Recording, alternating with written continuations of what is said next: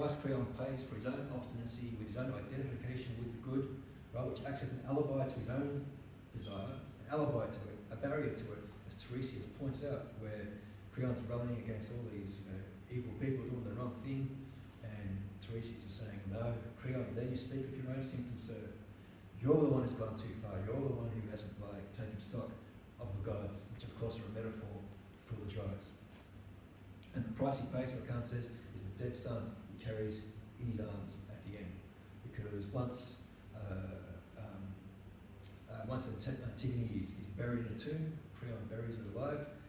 She hangs herself. Just before Creon's son, who was betrothed to marry Antigone, bursts in to try and save her. Too late. So he's there crying, right, seeing Antigone dead. When Creon, when he realises, I know Tiresias is right, I've gone too far, runs in to reverse his decision. His son sees him and says, you bastard, you did this, tries to kill him, misses, falls on his own sword and dies. And then when his wife, Creon's wife, Eurydice, finds out that their son is dead, she kills herself, which is Creon's last bit of good news waiting for him when he gets home. So the moral of the story is be careful of the good. Be careful of identifying with the good.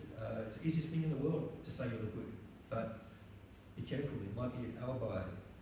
I'm not guilty, I don't have this other desire, which is there being projected anyway. That's Lacan's term. The good often acts as the alibi that we give for our desire when we're operating for creating a barrier towards it.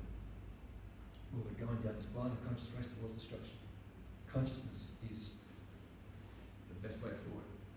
Now, Bataille's ultimate aim in this is to later find a more ideal delineation between times for taboo, or moral rational law, the good, not the inflated good, capital G, but a more practical, sensible good, and spaces for transgression, the return of repressed desire, sublimated, not going out and killing people or really violent literature, because that's the only way we can get off.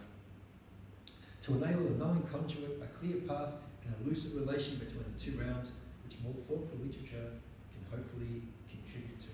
He wants literature that's conscious of these two realms, working in some kind of harmony, right? And he's expressing the role of poetry in early religion. That is here Bataille's focus in discussing the work of Jacques Prevért, his contemporary, who is not part of the literary scene, Bataille notes.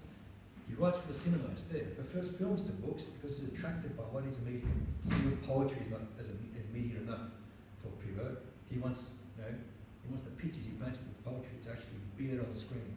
He writes for the screen. He's friends with animals too, dogs and cats, which maybe is a good sign, right? To see how this might enable a more optimal return of the real of our pent-up animality instead. Now again, we're beginning with his 1946 critique article. Bataille is called From the Stone Age to Jacques Prevért. And we can see that by invoking the Stone Age in the title of this article, Bataille's sense is that the poetic effect brought about by Prevert's texts take us back from our time to the early stammerings of humanity.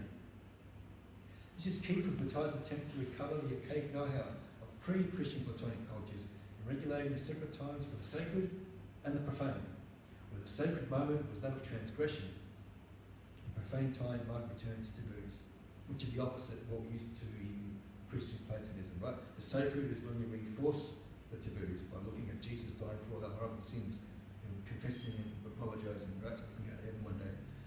And profane time would be when we're, in Christian tradition, transgressing these taboos, transgressing the law. But that's the opposite. Religion has always been the opposite. Christianity and Platonism established the opposite, and it doesn't seem, we forget how surprising that is because we're usually looking through those goggles in some way. So that's what we've grown up with. That's what we've inherited over 2,000 years.